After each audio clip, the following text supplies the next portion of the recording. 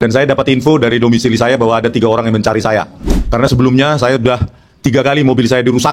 Ya, pertama kaca kiri depan, yang kedua kaca kanan dan kaca tengah, dan ban kanan, ya ban kanan depan belakang disobek, dan yang ketiga kaca depan. Rakus kekuasaan, serakah, seolah-olah negara ini miliknya. Ya, kalau kita telisik, memangnya ada nenek moyangnya dia berjuang dan mati sebagai pahlawan. Ya, istri saya, ya 2 tulangnya. Abang dari mamanya kandung tewas di Salatiga, Ambarawa, dikubur massal di sana, 2 nyawa. Hei, ada darah nenek moyangmu tertumpah untuk republik ini? Para termul, tanyakan Jokowi itu, ada nggak nenek moyangnya tertumpah darahnya untuk republik ini? Kehilangan nyawa. Karena dinasti ini bermula dari Solo dan harus diakhiri di Solo.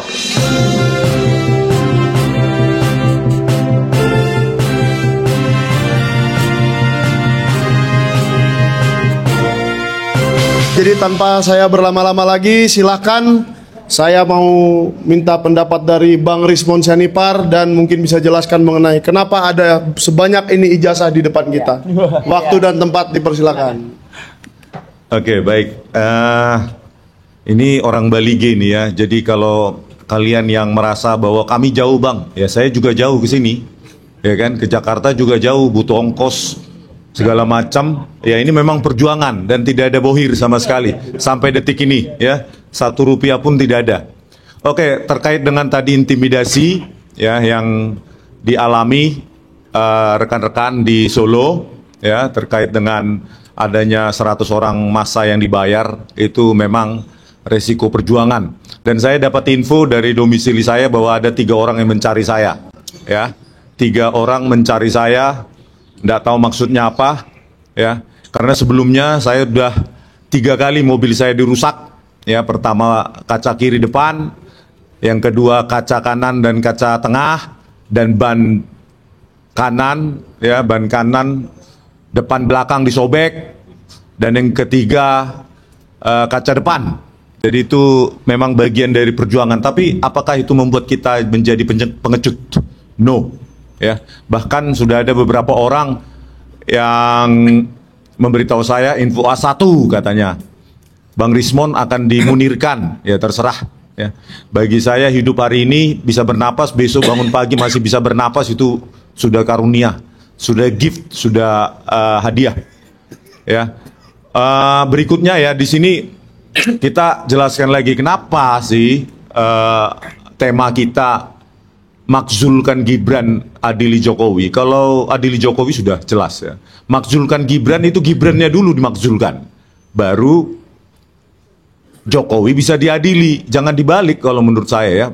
Makzulkan dulu Gibran. Kenapa? Makzulkan Gibran itu gampang. Tinggal political will dari Pak Prabowo Subianto aja kok. Ya, karena memang kami sudah mendatangi Ditjen Dikdasmen, sekretarisnya saat ini Dr. Eko Susanto. Memang Gibran nggak lulus SMA, Gibran nggak punya ijazah SMA. Ya, kalau dari pihak seberang mengatakan itu kan mereka sudah S1.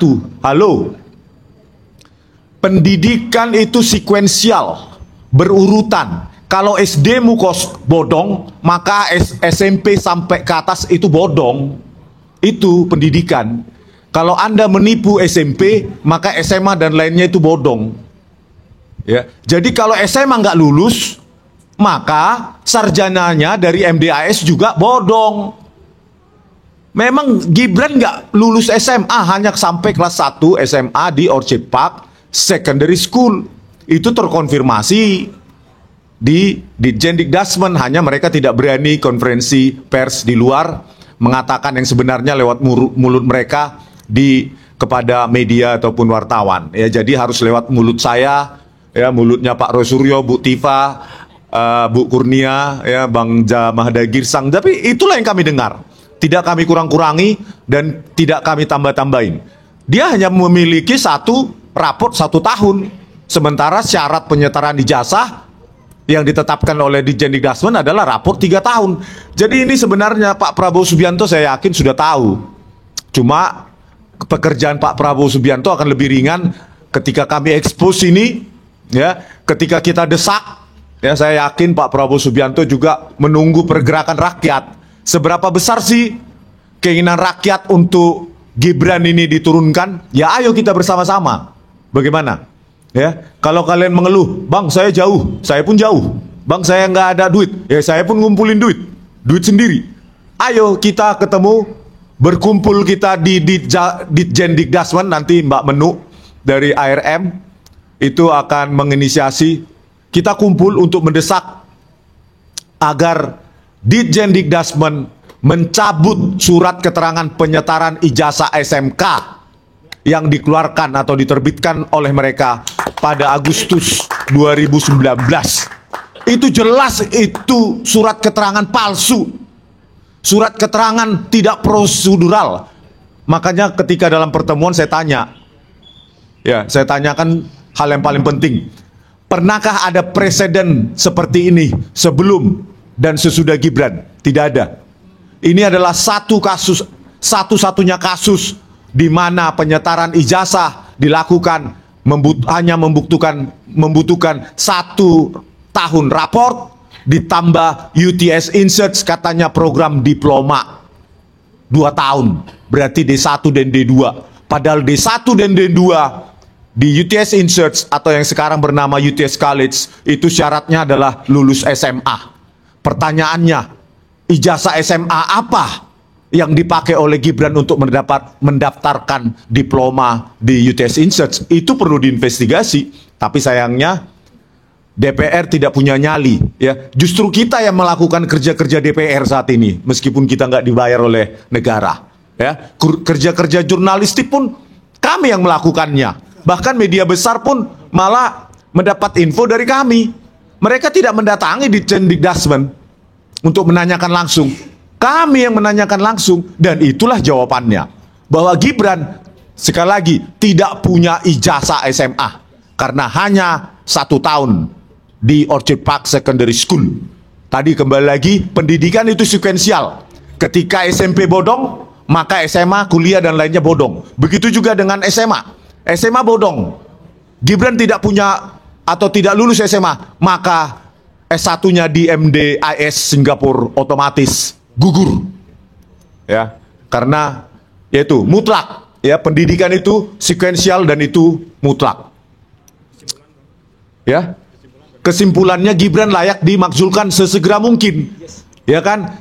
Saya mengharapkan karena mereka ini dari Solo, harusnya teman-teman dari Solo yang bersuara lebih keras karena mereka tidak mewakili orang Solo. Ya. Iya, orang Solo pun ditipu. Sama seperti saya tahun 2014 pun ditipu oleh Joko Widodo, ya. Katanya lulusan sarjana Fakultas Kehutanan UGM. Sampai sekarang yang berani ya ditunjukkan kepada para termulnya, ya. Jadi sekali lagi ya, jadi keluarga ini sudahlah enough untuk membuat susah negara ini. Enough is enough.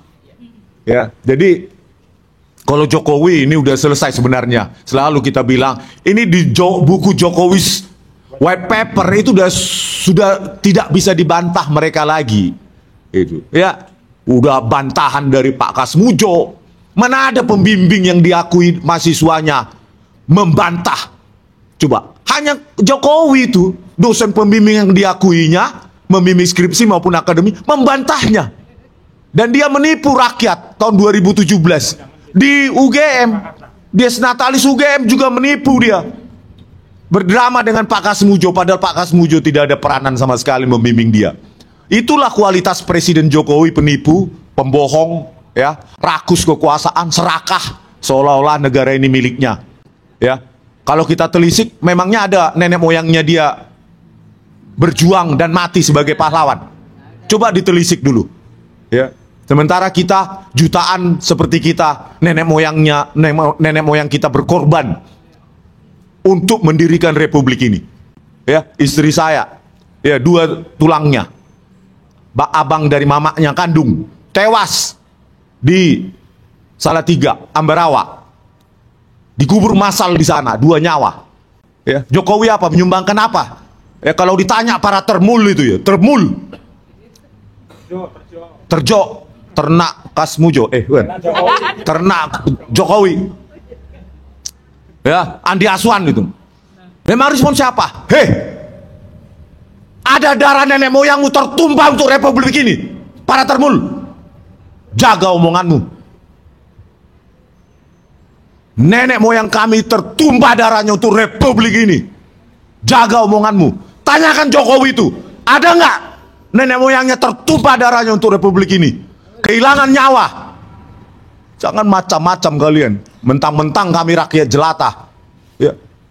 Nyawa tertumpah untuk republik ini. Pak Prabowo Subianto, bagaimana ini Pak? Kalau benar info yang akan memunirkan saya, dan saya dapat 3 orang mendatangi domisili saya, menanyakan saya, pemuda berbadan gelap, berbadan tegap. Ya, bukan gelap ya, tegap. Ada nggak jaminan untuk rakyat semacam kami? Ya, saya ingin kontra narasi kepada para termul. Motivasi politik mereka, RRT dan lainnya adalah memakzulkan Gibran. So why? Why not? Kalau Gibran bisa kita buktikan melakukan perbuatan tercela, memalsukan ijazah SMA-nya, atau tidak punya ijazah SMA, tetapi mengaku-ngaku punya ijazah SMA, itu kan perbuatan tercela. Dan itu alasan untuk memakzulkan dia sesuai yang diatur pada pasal 7A, 7B Undang-Undang Dasar 1945. Kalau kalian motivasi kalian menjilat, kami motivasi kami adalah menegakkan aturan hukum, meritokrasi, keadilan sosial bagi seluruh rakyat Indonesia. Jadi Gibran itu harus dimakzulkan karena dia punya privilege. Privilege dikasih siapa? 3 lembaga negara selalu saya sebutkan. Pertama, di Jendikdasmen dengan surat keterangan yang dikeluarkan Agustus 2019. Yang kedua, KPU menerbitkan peraturan PKPU nomor 19/2023 pasal 18 ayat 3, mengecualikan presiden dan wakil presiden kalau dia lulus sarjana S1 luar negeri, dikecualikan untuk menunjukkan ijazah SMA-nya dari luar negeri. Itu kan hanya untuk Gibran itu. 2019 dibuat.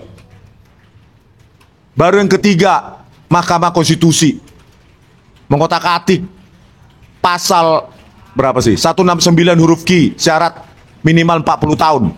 Undang-Undang nomor 7 tahun 2017. Persekongkolan jahat, pemufakatan jahat ini dilakukan oleh 3 lembaga negara. Presidennya siapa? Ya si Jokowi itu. Si rakus kekuasaan itu. Seolah-olah republik ini milik bapaknya, nenek moyangnya. Memangnya ada darah nenek moyangmu tertumpah, hai Jokowi?